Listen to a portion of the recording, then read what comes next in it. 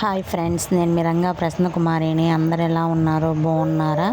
మేమైతే చాలా బాగున్నామండి. ఈరోజైతే గుంత పొంగనాలు చేశానండి. అలాగే కొన్ని దగ్గరలో ఏమని అంటారు, పుల్లి బొంగరాలని కూడా అంటారు. ఎంతమంది ఎలా పిలుస్తారో కామెంట్ చేయండి, ఓకేనా?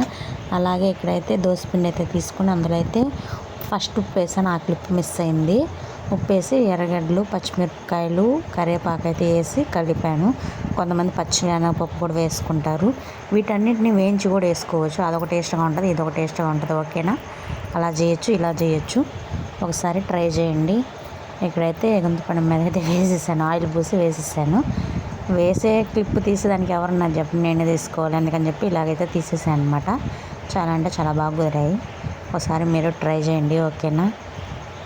అలాగే ఇక్కడ నేను వాయిస్ ఇస్తుంటే మా పాప ఏందని చెప్పి గమ్ముగా చూస్తుందన్నమాట. చూస్తూనే ఉంది, ఎంతసేపు చూసినా కూడా చూస్తూనే ఉంది, కళ్ళార్పుకున్న సైడ్. ఇక్కడ నేనైతే ఇంకా అవన్నీ చూడండి, బాగున్నాయి కదా?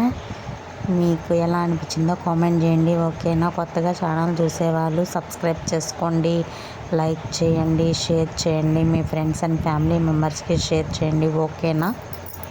ఈ తినని వాళ్ళు కూడా ఉన్నారేమో, కామెంట్ చేయండి, చూద్దాం ఎంతమందికి అసలు ఇవి తెలియదో కామెంట్ చేయండి, ఓకేనా? నాకైతే ఇవైతే చిన్నప్పటి నుంచి తెలుసు. మా సైడ్ అయితే గుంత పొంగనాలు అనరు, వీటిని సైడ్ అయితే పులి పొంగనాలనే అంటారు. ఇప్పుడు అంతా ట్రెండ్ కదా, గుంత పొంగనాలు అంటారు. అలాగా అన్నమాట, ఓకేనా? బాయ్ మరి, ఓకేనా? బాయ్.